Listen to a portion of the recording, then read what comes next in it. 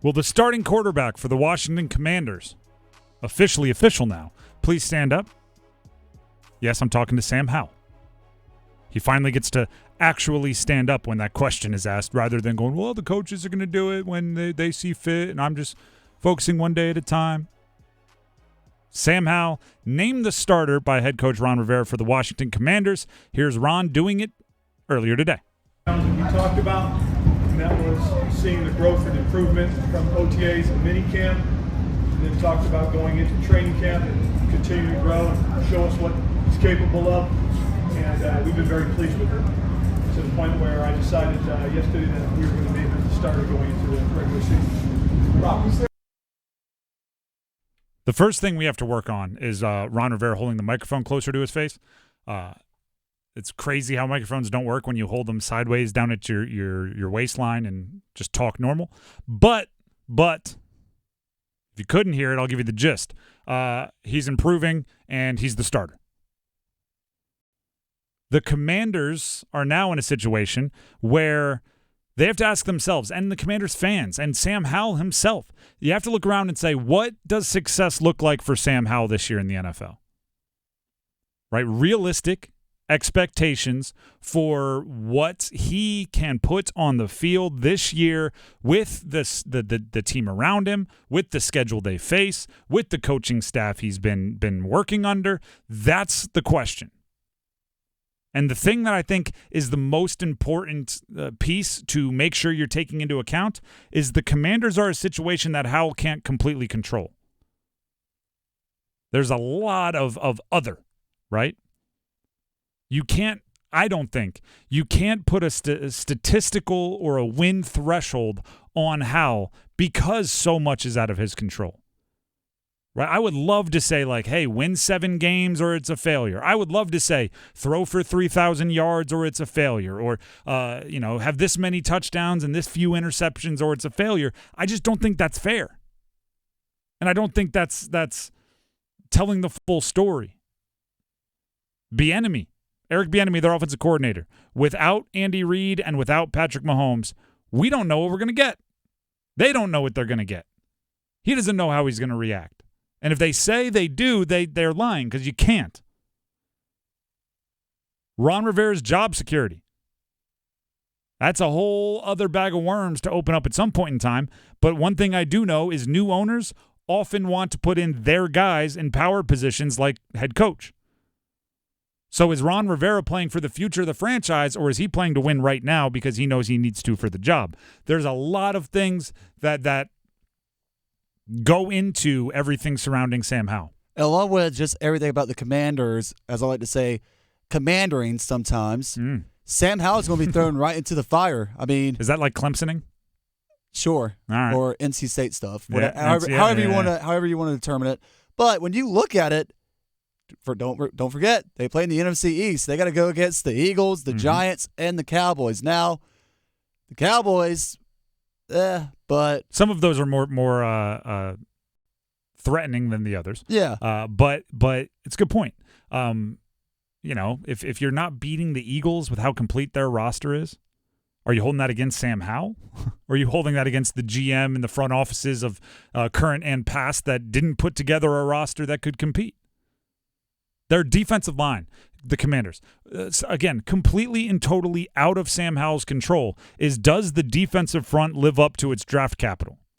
For 5 consecutive years, Washington drafted a defensive lineman or a middle linebacker who's kind of playing outside in Jamin Davis, an off-ball linebacker, we'll call it. For 5 consecutive years, they drafted either a defensive lineman or an off-ball linebacker in the first round.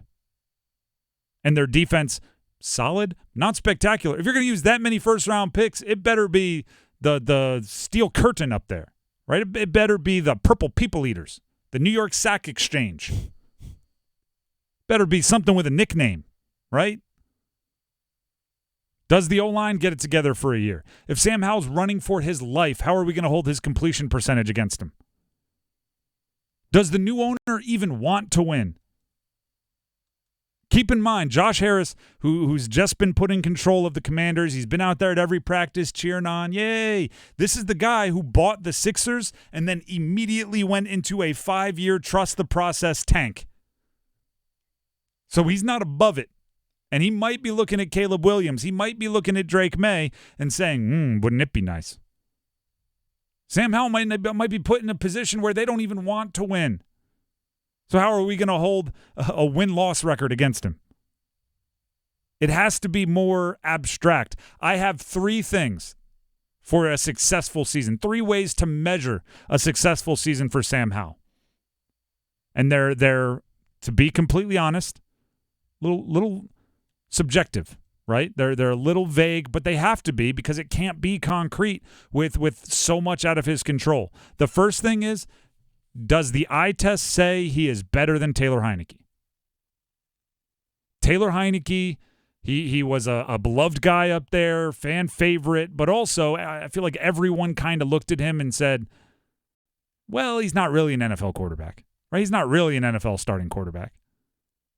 Which kind of the undersized kid brother thing from the fan base, like, oh, he's fun. He's electric, but yeah, I mean, he can't be our guy long term. Right? So if Sam Howell goes out there and performs similarly, it's a tough look, right? They've set the precedent with how they reacted to Heineke. Number 2, if they are they losing because of Sam Howell? Right? As far as evaluating the quarterback, I go back and forth on this a lot. Win-loss record is not a good way to evaluate just a quarterback. Right, to say this quarterback won this amount of games, this quarterback won that amount of games, so this quarterback is better. I'm going, tough, right? I saw a stat the other day, and it listed like so many of the great quarterbacks. Tom Brady, Peyton Manning, Patrick Mahomes, just on and on and on. There was probably 7 of them. And all combined, they had 4 games where their team scored 42 points and lost in their careers. Baker Mayfield has done it 3 times. He scored his team scored 42 points and they lost the game. It's like, are you really going to hold those losses against Baker Mayfield the same way you do when a team loses 9-6? Right? There's context involved. But if you're losing and the reason you're losing is because of the quarterback, that is fair, right? Because nobody impacts wins and losses more than the quarterback. Usually, like if a defensive lineman has a really bad day, well, you're not the only reason that they lost. If a quarterback has a really bad day, you might be the only reason you lost.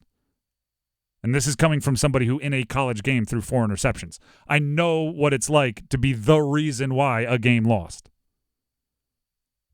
So if Sam Howell is out there and like receivers are open and he has time and they're not being completed or he's getting happy feet or whatever it is, if they're losing because of him, then yeah, that's an easy way to say it's not going well. And then the third, and this is the most tangible way to judge whether Sam Howell had a successful season. Can he win enough games so the Commanders are not in a position to draft Caleb Williams or Drake May? Finish anything above 6th worst in the NFL. I'm not asking you to make the playoffs.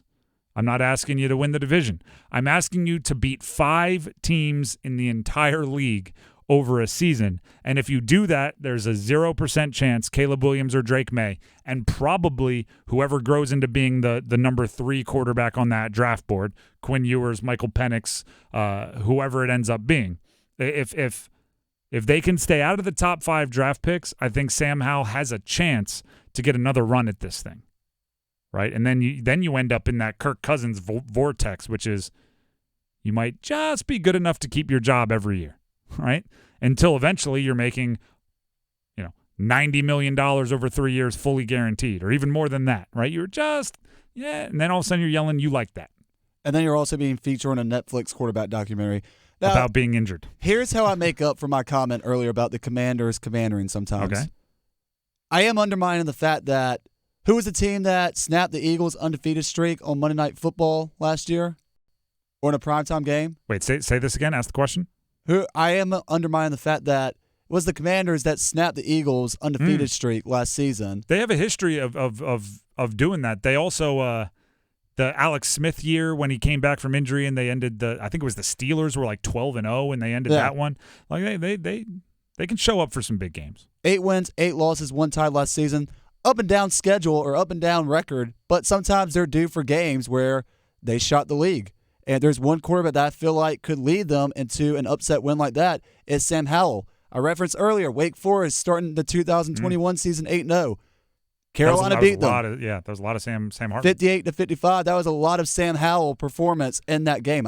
To me, Sam Howell pretty much won that game for them because he kept running players over. That's exactly. I mean, if you score 55 points, that's a win in the quarterback market, right? Like I count that as a win when I'm evaluating the quarterback. Unless the 58 points all came on pick sixes and stuff, then we'll reevaluate. But success, 3 things for Sam Howell this year. Does he look eye test better than Taylor Heineke? If they're losing, make sure they're not losing because of you. Right? Might be in spite of how you're playing, or maybe you were just right down the middle. That's okay. Just don't be the reason why losses are accumulating, and make sure you're not drafting high enough to pick Caleb Williams or Drake May.